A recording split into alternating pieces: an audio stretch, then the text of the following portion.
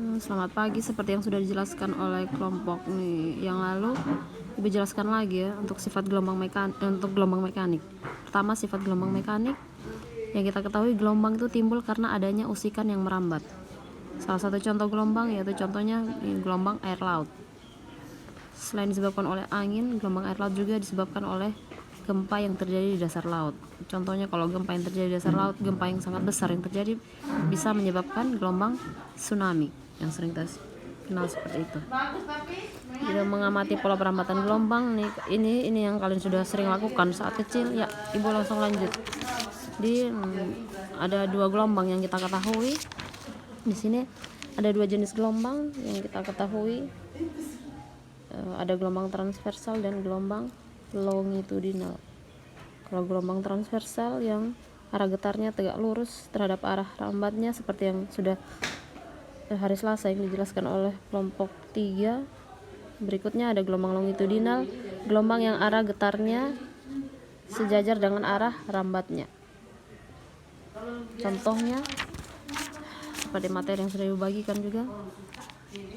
Ini gelombang transversal yang ada bukit dan ada lembahnya. Berikutnya ada gelombang longitudinal. Ya, kita perhatikan. Ya. Simpangan gelombang Y didefinisikan sebagai jarak sebuah titik dari posisi seimbangnya. Posisi seimbang gelombang ditunjukkan oleh garis panjang sumbu X. Posisi seimbang. Simpangan gelombang maksimum disebut amplitudo gelombang atau A. A adalah amplitudo gelombang. A itu yang mana? Yaitu dari B ke B aksen, dari D ke D aksen, dari F ke F aksen. Jadi ini amplitudonya. Berikutnya OE atau BF, O sampai E atau B sampai F itu disebut satu panjang gelombang.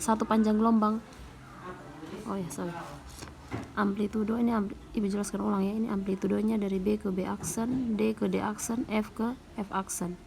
Berikutnya dari O ke E atau dari B ke F itu disebut satu panjang gelombang. Satu panjang gelombang atau gelombang transversal terdiri dari satu bukit dan satu lembah. Ya.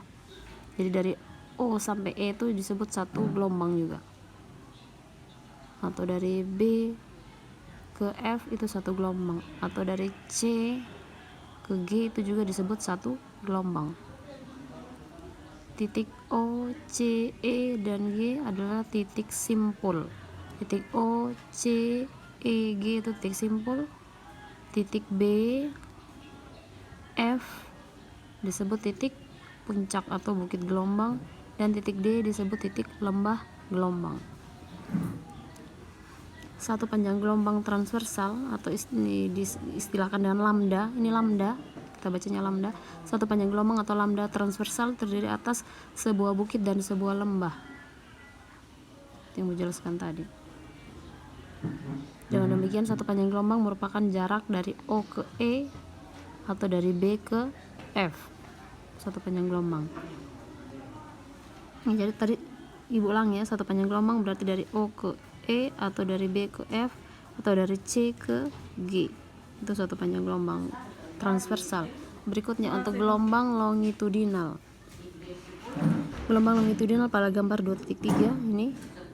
Satu panjang gelombang merupakan jarak dua buah pusat rapatan yang berdekatan atau jarak dua pusat renggangan yang berdekatan.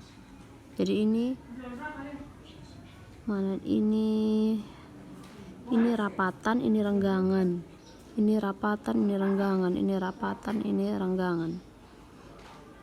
Jadi panjang gelombangnya ini satu lambda atau satu panjang gelombangnya terdiri dari ini.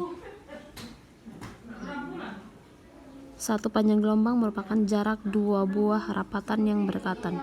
Jarak dua buah rapatan yang berdekatan, ya. Atau jarak dua buah renggangan yang berdekatan, atau ini. Atau ini.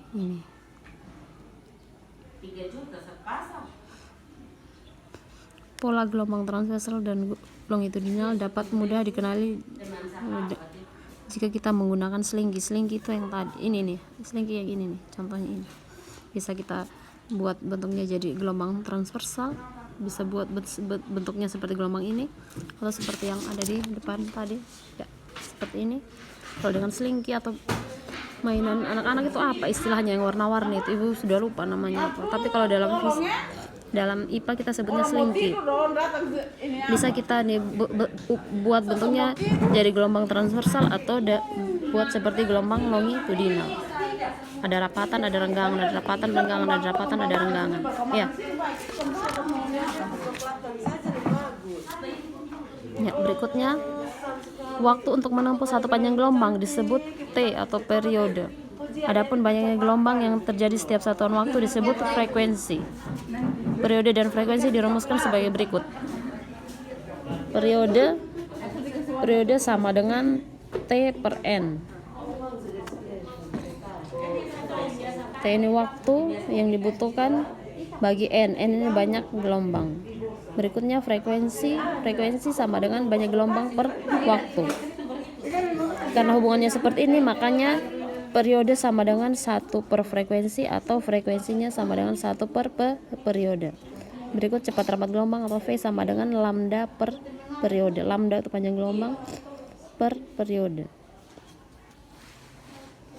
Ya. Berikutnya,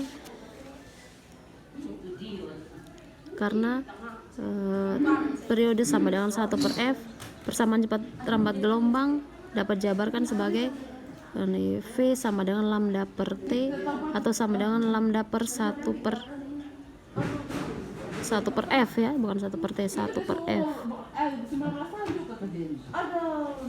Jadi kalau ibu tulis ulang, V sama dengan lambda per T ya, sama dengan lambda per ini, karena T itu 1 per F ya, periode sama dengan 1 per frekuensi, jadi 1 per frekuensi sama dengan lambda kali frekuensi ya, lambda kali frekuensi ya.